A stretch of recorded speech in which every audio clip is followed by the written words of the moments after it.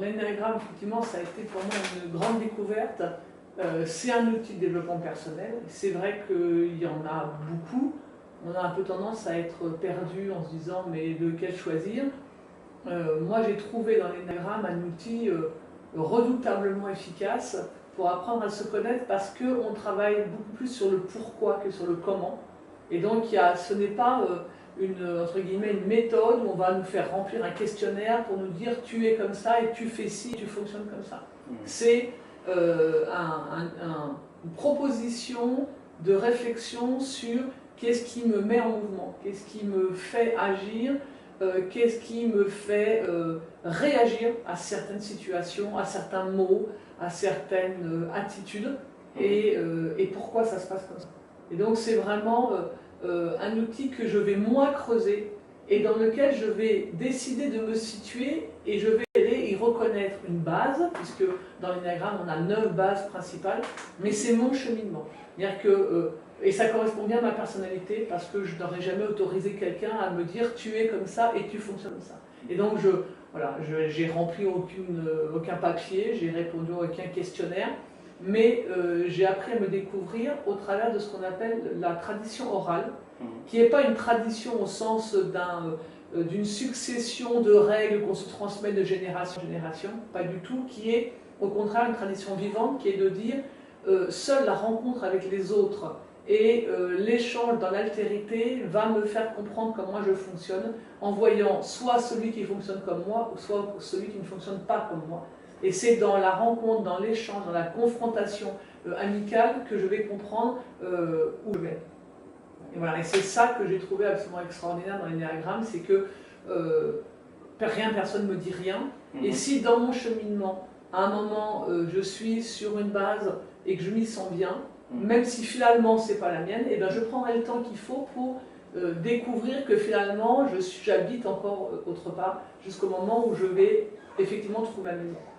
Ce que tu veux dire là, c'est que c'est pas un outil qui enferme ou dans lequel on va donner un chiffre à une personne. Exactement. Et il faut d'ailleurs être très prudent avec ça, non? C'est une des règles de base. La règle de base, c'est qu'on ne type jamais personne.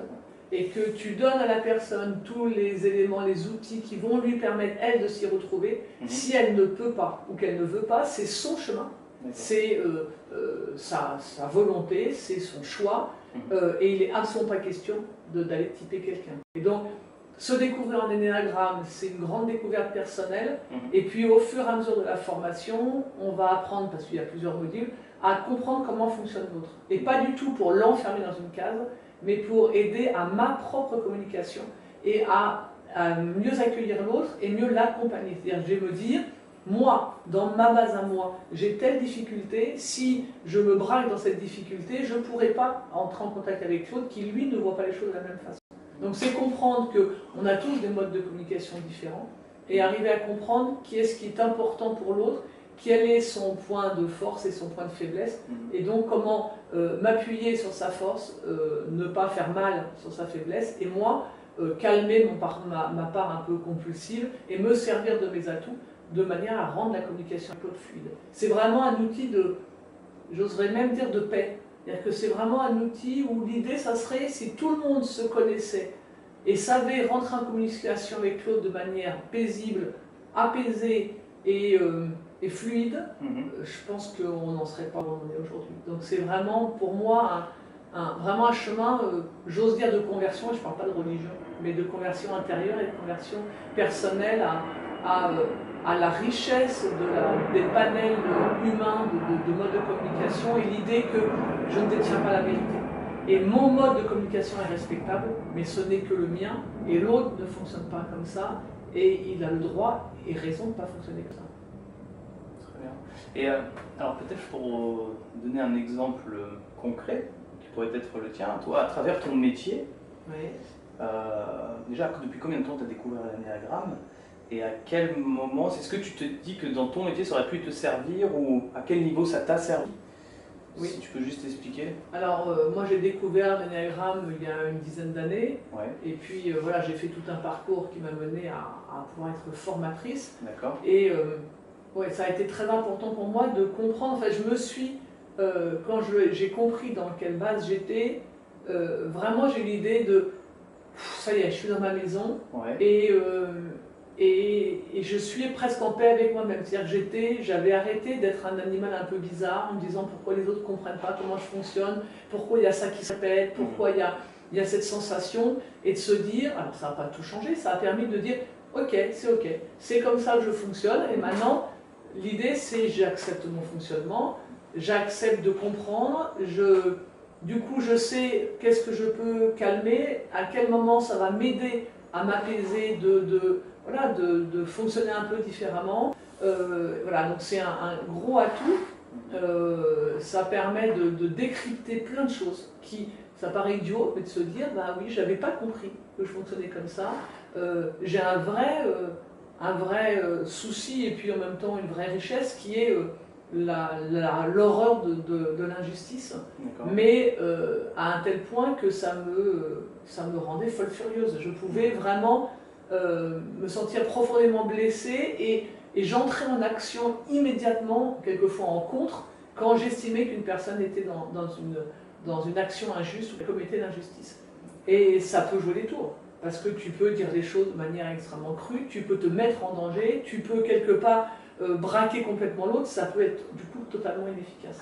Et en fait, comprendre l'importance que ça avait pour moi, mais du coup, le phénomène qui faisait que ça déclenchait immédiatement quelque part chez moi, d'abord un phénomène de colère, et après un phénomène de combativité où j'avais envie d'aller régler le problème, et ben voilà, ça apaise beaucoup et ça permet d'utiliser d'autres outils et de se dire ben, je vais peut-être faire autrement pour arriver peut-être au même résultat, mais de manière beaucoup plus douce. Voilà, et je pense que c'est pas un hasard, avocate, et c'est vrai que ben, j'ai compris aussi ce vrai besoin d'aider l'autre, d'être un petit peu à l'écoute des injustices, de mettre mes capacités à disposition des gens qui avaient subi de l'injustice, de manière à arranger les choses. Mais je me rendais compte aussi que j'étais beaucoup dans le combat et que c'est pas forcément une solution, parce que quelque part, bah, tu entretiens ce climat d'agressivité, ce climat de violence, et qu'il y avait peut-être d'autres manières d'agir. Et je pense que connaissant l'énéagramme, j'étais beaucoup plus à même, alors dans mon métier d'avocate et puis aussi dans l'orientation que j'ai prise après et en parallèle, dirons-nous, et aujourd'hui qui est vraiment d'aider les gens dans le développement personnel. Donc je me suis formée au coaching, à la PNL, parce que l'énéagramme m'a fait prendre conscience de choses très importantes. Et du coup, je ne suis pas seulement dans « je vais prendre votre dossier en charge », mais vous, je ne vous accompagne pas, je suis plutôt dans « je vais vous accompagner, vous, à comprendre ce qui s'est passé, à comprendre pourquoi à un moment il y a eu ces difficultés et comment vous pouvez trouver des ressources en vous pour mener un chemin plus paisible et plus épanouissant. » Donc, voilà, si j'avais connu l'énéagramme plus tôt, je pense que ça m'aurait aussi beaucoup aidé à comprendre comment mieux accompagner mes clients en fonction de ce qu'ils étaient eux. Et aujourd'hui, c'est vraiment la façon dont je gère mes dossiers et dont j'accompagne, entre autres, puisque je suis spécialisée en droit du travail, les entreprises que j'accompagne ou les particuliers qui viennent me voir, j'y mets maintenant de manière complètement naturelle de l'énéagramme systématiquement. Donc voilà, c'est-à-dire comment je peux m'ajuster à la personne, comment je peux l'accompagner au mieux de ce dont elle a besoin, sans l'effaroucher, sans lui faire peur, ou sans trop la prendre en charge, c'est-à-dire lui laissant plus de liberté pour qu'elle soit elle autonome. Peut-être je me mets à la place des gens qui peuvent regarder au départ et découvrir tous les numéros, on a tendance à on peut se demander, on peut se trouver en fait dans plusieurs numéros, dans plusieurs types. Du coup, c'est peut-être intéressant d'expliquer pourquoi c'est intéressant de trouver son type et en quoi une formation en énéagramme nous amène à se découvrir et est importante pour ça, et les différents niveaux à...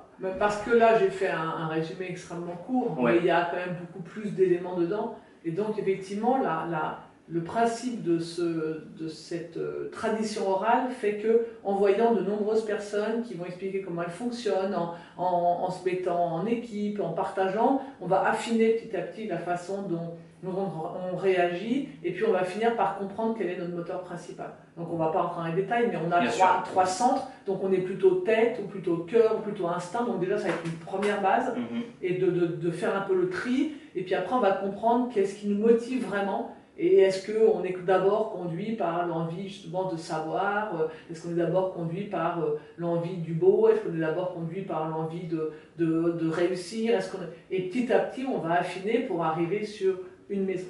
On n'a toujours qu'une seule maison, toujours qu'un seul type, malgré ce qu'on pourrait dire.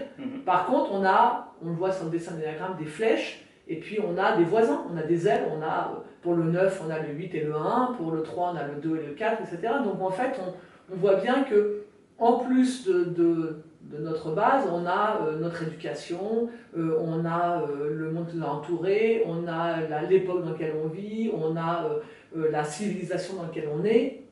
Je pense que l'énéagramme ne se vit pas de la même façon en Inde ou en France, par exemple. Et on va petit à petit arriver à comprendre vraiment où on est. On n'a qu'une maison, c'est clair. Simplement, après, on va, justement parce qu'on aura progressé, appris, on va apprendre à découvrir d'autres maisons. On va pouvoir plus librement aller à la rencontre des autres. Et c'est le but. C'est-à-dire qu'on a une seule couleur, mais quand on regarde un panel de couleurs, si vous allez chez un vendeur de peinture, lui demander des couleurs, il va vous en proposer des centaines. Et en fait, on est bien dans le bleu ou dans le jaune ou dans le rouge, mais on peut avoir des nuances de rouge ou des nuances de bleu. Et puis ce qui est agréable, c'est qu'après, on va apprendre que ce qui est idéal, c'est d'aller parcourir l'arc-en-ciel. Donc on restera dans notre couleur, mais on va aller parcourir l'arc-en-ciel et on va de plus en plus, au fur et à mesure qu'on rentrera dans l'énéagramme, être capable de découvrir la couleur de l'autre et rentrer dans la couleur de l'autre et s'y sentir bien. Alors qu'au début de l'énéagramme, souvent on a des bases avec lesquelles on a beaucoup de mal, à communiquer, et en fait souvent elles nous disent des choses de nous. Elles nous disent des choses de ce qui est difficile pour nous, et quelque part on le projette un peu sur l'autre. Et donc en découvrant tous les types de l'énéagramme, on va aussi apprendre à se découvrir soi, et puis à avoir envie d'aller découvrir le monde. En fait on va s'enrichir et on va ouvrir les perspectives, et c'est vraiment tout le travail de l'énéagramme. Bah écoute, merci en tout cas pour ce résumé très clair. Est-ce que tu peux juste peut-être nous dire où on peut, si on veut demain, se former à l'énéagramme? Oui. Où c'est possible de le faire? Comment on peut... Alors il y a plein d'endroits, il y a plein de lieux selon les villes, l'endroit où on est. Ouais. Je pense que les gens pourront aller sur ton site, voir, tu leur donneras des adresses. Moi-même, je ne suis pas la seule, je fais très régulièrement des formations d'énéagramme. Donc aussi j'ai un site, j'ai une adresse et puis je propose des dates de modules. Donc en général c'est toujours par 2 jours. Donc on fait un premier module pour comprendre dans quelle base on est, puis un deuxième pour comprendre mieux comment fonctionnent les autres, puis un troisième, etc. Et donc on a des possibilités de parcourir les niveaux, et puis à peu près partout on trouvera des formations énéagrammes. Super. Ce qui est important par contre, c'est vraiment d'aller dans un lieu où on se vit la tradition orale, et de ne pas accepter de prétendre qu'on peut vous dire d'abord votre type, qu'on peut sur un simple questionnaire vous dire qui vous êtes. Ouais. Et là, par contre, ça, je mets un veto absolu. C'est pas l'énéagramme. L'énéagramme, c'est moi qui vais dire dans quelle base je suis. Et c'est avec les autres, en partageant avec les autres, que je vais me trouver. Donc, la formation soi-disant qui se ferait que sur un questionnaire par Internet uniquement, c'est pas vrai. On vous prendra pour ce que vous n'êtes pas, on vous mentira et on trichera avec vous, ça, il ne faut pas le faire. Très bien. Ben, merci pour ce conseil. Merci à vous pour avoir visionné. Donc si vous avez des questions, des remarques, des commentaires à faire, n'hésitez pas à le faire sous la vidéo. Si vous pensez que cette vidéo peut aussi aider quelqu'un de votre entourage, partagez-la. En attendant, faites partie des gens qui osent agir pour donner du sens à leur évolution. Et je vous dis à très bientôt. Ciao.